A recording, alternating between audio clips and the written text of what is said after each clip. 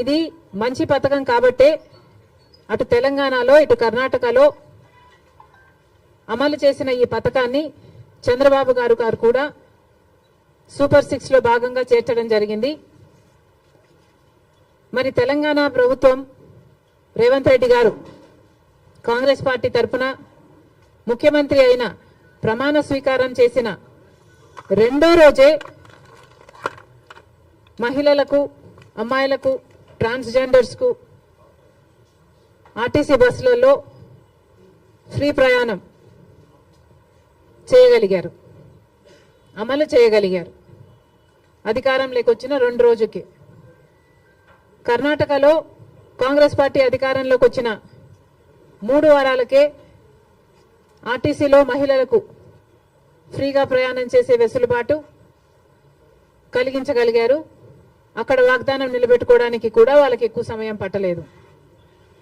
మరి చంద్రబాబు గారికి ఎందుకింత సమయం పడుతుందో చంద్రబాబు గారు చెప్పాలి. ఎందుకంటే మహిళలకు ఆర్టీసీ బస్సులలో ప్రయాణం చేసే ఈ పథకం చాలా యూస్ఫుల్ కాబట్టే ఈరోజు లేవనెత్తుతున్నాం. మహిళలు అన్న వాళ్ళు మన జనాభాలో సగం, హాఫ్ ద పాపులేషన్ కి డైరెక్ట్ గా వర్తించే పథకం ఈ పథకం. మహిళలకి రక్షణ కల్పించే పథకం కూడా. ఎందుకంటే మహిళలు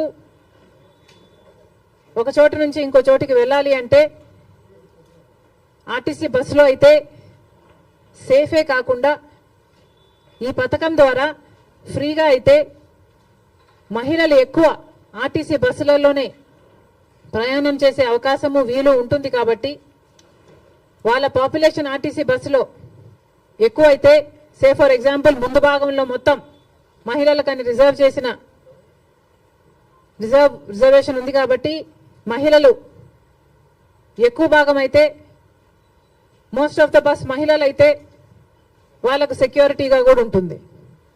కాబట్టి మహిళలకు పనికొచ్చే పథకం ఈ పథకం. మరి ఈ చిన్న పథకాన్ని అమలు చేయడానికి చంద్రబాబు గారికి ఇంత సమయం ఎందుకు పడుతుందో, దీంట్లో విధి విధానాలు ఏముంటాయో, పరిశీలించాల్సింది ఏముంటుందో మాకైతే అర్థం కావటం లేదు. ఎందుకంటే విధి విధానాలు దీంట్లో పరిశీలించి చేయాల్సింది ఏముంటుంది? మహిళలు అన్నాక మహిళలందరికీ వర్తిస్తుంది, ఆడపిల్లలందరికీ వర్తిస్తుంది. మరి దీంట్లో విధులు విధానాలు ఏముంటాయి?